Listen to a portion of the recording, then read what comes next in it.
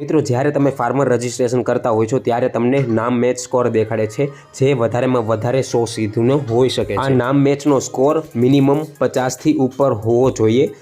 જો 50થી ઉપર હશે તો તમારું જે ફોર્મ હશે તે અપ્રૂવ થવાના ચાન્સ વધી જશે, કારણ કે તમે જ્યારે ફાર્મર રજિસ્ટ્રેશન પોતાના લેવલથી કરો છો, ઓનલાઈન કરો છો અથવા તો વીસી માધ્યમે કરાવો છો ત્યારે તમે ફોર્મ સબમિટ કરો છો, પરંતુ જે ફાઇનલ અપ્રુવલ છે તે મામલતદાર કચેરીએથી તે થવાનું હોય છે, ત્યાં આગળથી મંજૂર અથવા તો નામંજૂર થાય છે। એટલે તમારો જે નામ મેચ સ્કોર છે તે 50થી ઉપરનો હશે તો તમારે મંજૂર થવાના ચાન્સીસ વધી જશે, પરંતુ જો તમારો સ્કોર 50થી નીચે હશે તો તમારું ફોર્મ નામંજૂર થવાના ચાન્સીસ રહે છે।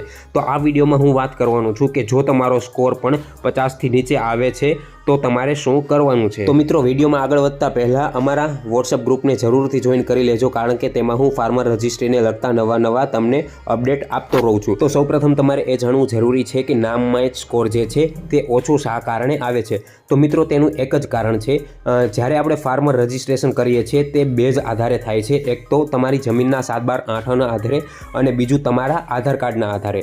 એટલે જ્યારે તમે 7/12/8ની વિગત એન્ટર કરો છો તેમાં તમારું નામ છે તે કંઈક અલગ રીતે છે અને તમારા આધાર કાર્ડની તમે ડિટેલ એન્ટર કરો છો તેમાં પણ કંઈક અલગ રીતે છે। ટૂંકમાં જ્યારે 7/12/8માં અને આધાર કાર્ડમાં બંનેમાં નામ મેચ નથી થતા, જેના કારણે નામ મેચ સ્કોર જે છે એ ઓછો આવે છે। જે મિત્રોના 7/12/8માં અને આધાર કાર્ડમાં બંનેમાં સરખા નામ છે તેને કોઈ પ્રોબ્લેમ નહીં આવે, તેને સ્કોર સારો આવી જશે, પરંતુ જેને આધાર કાર્ડ અને 7/12/8માં અલગ નામ છે અથવા તો થોડો ઘણો ફેર છે તેને સ્કોર ઓછો આવી શકે છે। ખાસ કરીને દીકરીઓના કિસ્સામાં એવું બને છે, કારણ કે જે 7/12/8 છે તેમાં પિતાનું નામ હોય છે અને લગ્ન થઈ જાય છે ત્યારબાદ આધાર કાર્ડમાં તેના હસબન્ડનું નામ હોય છે, જેના કારણે સ્કોર ઓછો આવે છે। તો મિત્રો, આ કિસ્સામાં શું થઈ શકે છે? તો મિત્રો, તમે એ વાત જાણી લો કે હાલમાં એગ્રીસ્ટેકની સાઇટ નવી છે, હજી ફાર્મર રજિસ્ટ્રી તાજેતરમાં જ શરૂ થયેલી છે, જેના કારણે ઘણા બધા બગ, ઘણા બધા પ્રોબ્લેમ આવ્યા કરે છે।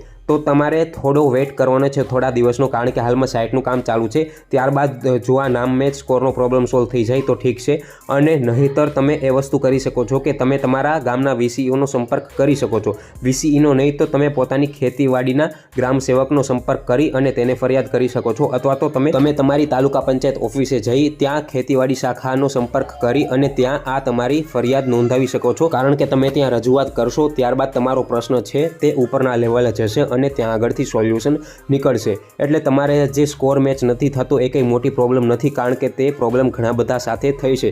તો મેં કીધું એ પ્રમાણે તમારે કરવાનું છે। અને મિત્રો, અમારા વોટ્સઅપ ગ્રુપને જોઈન કરવાનું ના ભૂલતા, કારણ કે હું ફાર્મર રજિસ્ટ્રીને લગતા અપડેટ ત્યાં આપતો રહીશ।